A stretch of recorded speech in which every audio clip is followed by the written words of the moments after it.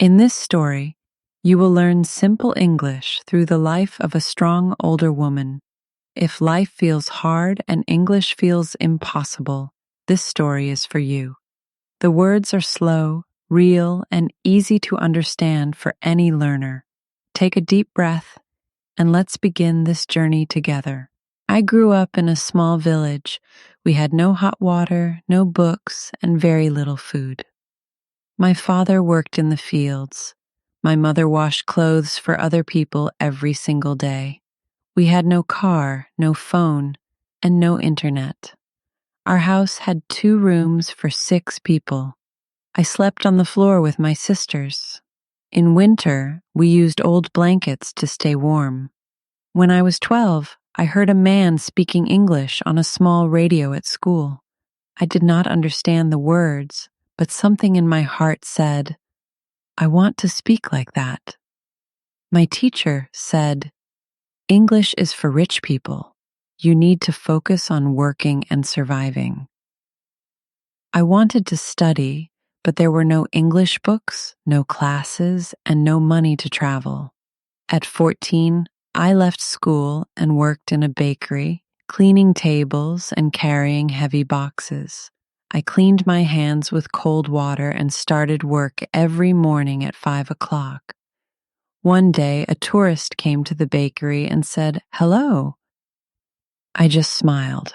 I wanted to say something, but I didn't know a single English word to answer him. That night, I cried in silence. I wanted to learn, but I had nothing. My mother told me, "You are strong. You're not like the others, but life is hard." She died when I was 16. After that, I worked every day and forgot about my dream.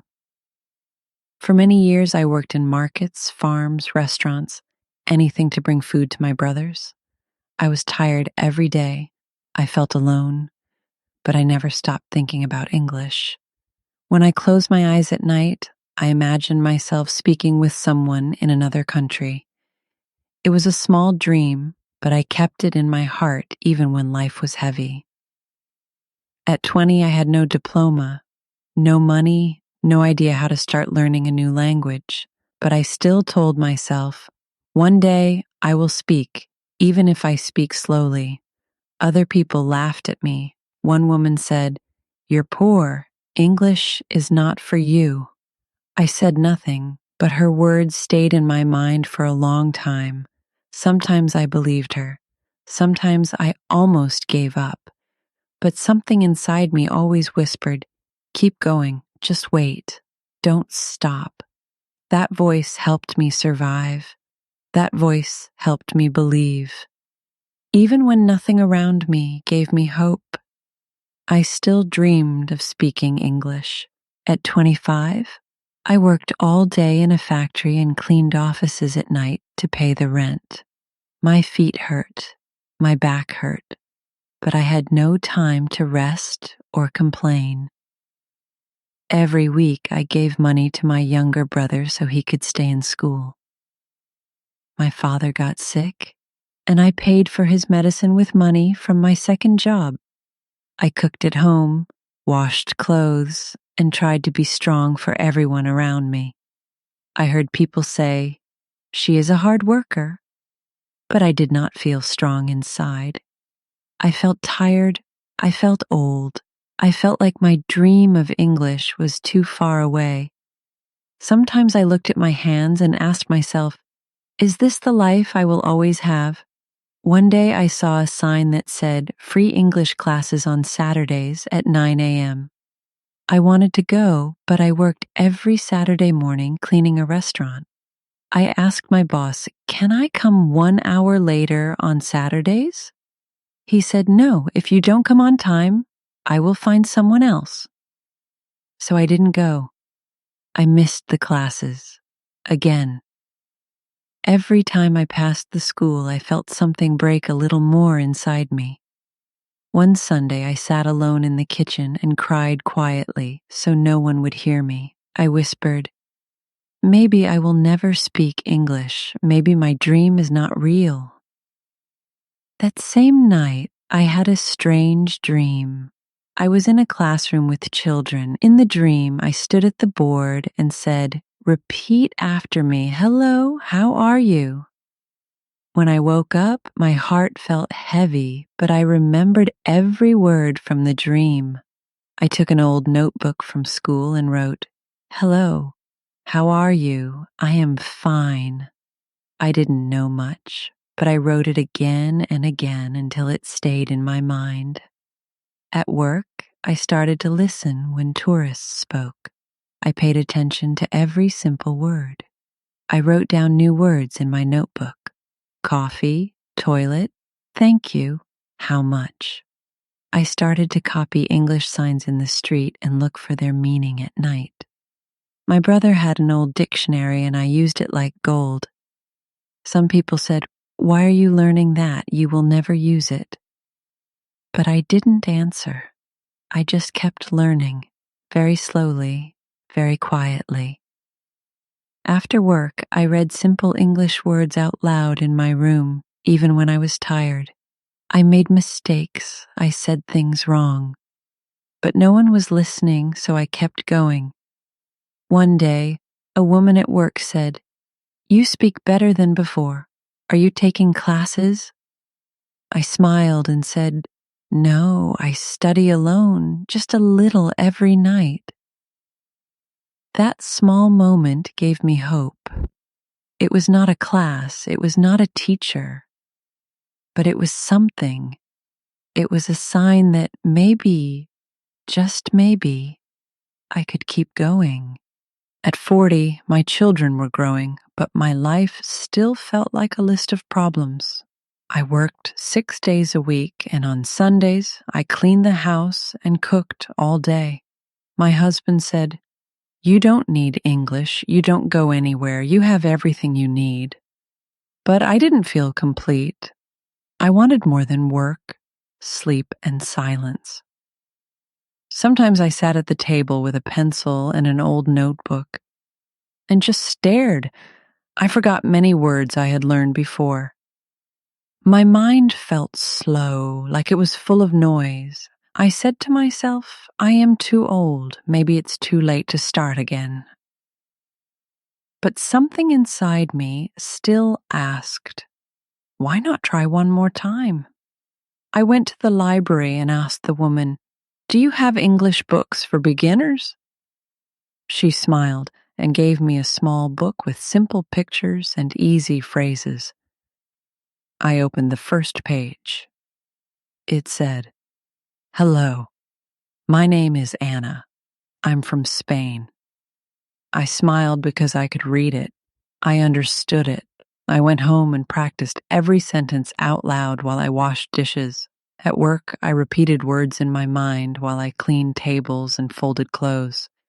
I used sticky notes in the house: door, window, table, chair, mirror, fridge. My children laughed, but I didn't care. I told them, "This is important to me."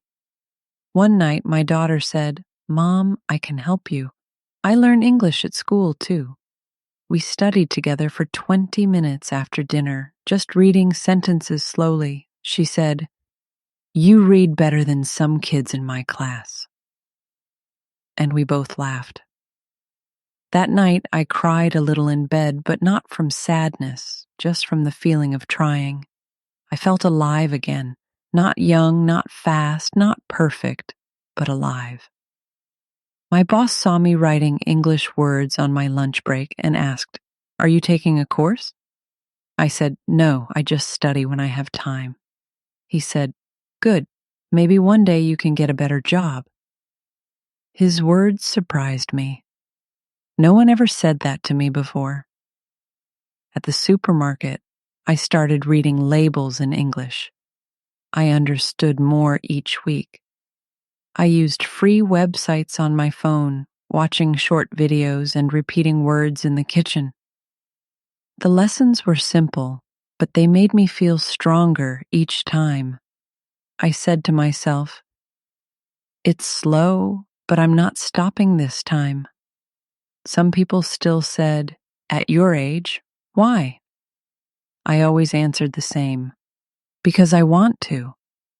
because I never forgot that small dream to speak English, to change something in my life, even if it was just a little. At 60, something in me said, "Now is your time. Don't wait anymore." My children were older. I didn't work as much. I had a little time for myself. I still felt tired. My knees hurt. My back hurt. But I had one thing now: time. One afternoon, my son gave me an old phone and said, "Mom, you can use this to study." I laughed and said, "I don't know how to use these things." He showed me how to open YouTube and search for English for beginners.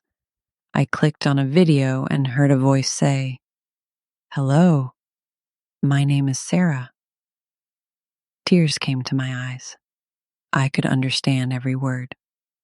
I watched the full video and repeated each sentence out loud.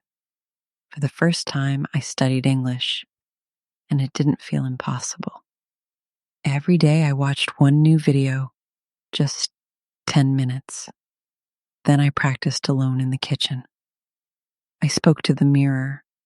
I asked questions and answered them like it was a real conversation. Sometimes I laughed at myself. Sometimes I said, "This sounds bad." But I always said, "Try again." I downloaded an app to learn vocabulary. It showed me pictures and words. I studied apple, bus, hospital, job, letter, shoes, ticket, teacher. I said each word 10 times until I remembered it without looking. At the market, I started saying, "Thank you," and "Have a good day." One day a man asked me, "Do you speak English?" I smiled and said, "A little. I am learning." He said, "Your English is good." Those words felt better than any gift. I joined a free class for older adults. There were 10 of us from different countries. The teacher was patient. She spoke slowly. She gave us papers with pictures and short sentences. I raised my hand for the first time in class. I said, "I am 60 years old. I want to learn." Everyone clapped. I felt nervous, but also proud. Each class, I learned something small: how to ask for directions, how to talk about my day. I still made mistakes, but now I wasn't afraid to try. At night, I spoke with my daughter in English. She helped me correct my sentences. She said, "Mom, you are amazing. Most people your age give up." I said, "I gave up many times before, but not now. Now I know who I am. I am a student. I am a woman who never let go of her dream. And I still have more to learn." Now I live in the United States. I work in a small community center as an English teacher. My students are like me. They are tired, they are busy, and they are afraid to speak. Some are from Mexico, others from Haiti, El Salvador, Pakistan, or Ukraine. They all say the same thing: "English is hard. I feel too old. I forget everything." I smile and say, "I understand you. I felt the same way before." I write on the board, "Hello, my name is Rosa. I want to learn English." I speak slowly. I say every word with care. They repeat after me, just like I once repeated YouTube videos in my kitchen. Some students cry, some laugh, some want to give up after 1 week. I tell them, it's okay to feel tired, but you are not alone. One man said, "Teacher, I don't know how to read." I said, "Wekwo, we start with your name. That's enough for today." Another woman said, "I can't say the words. My mouth doesn't move right."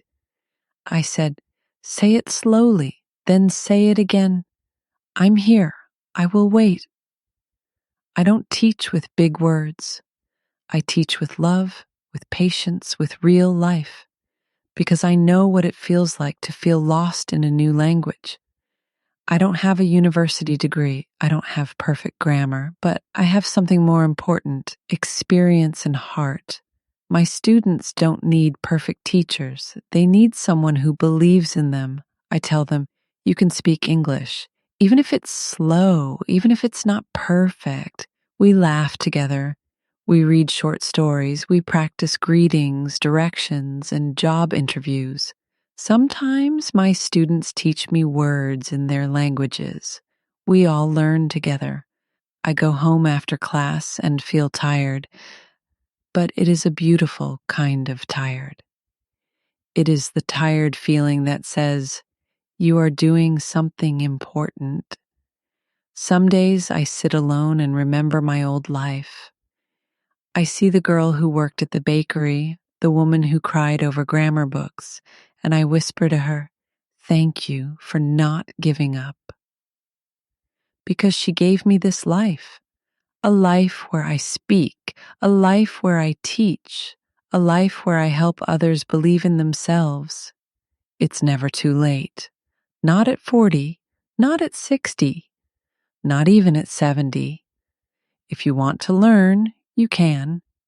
If you fall, you can stand again, because I did, and so can you.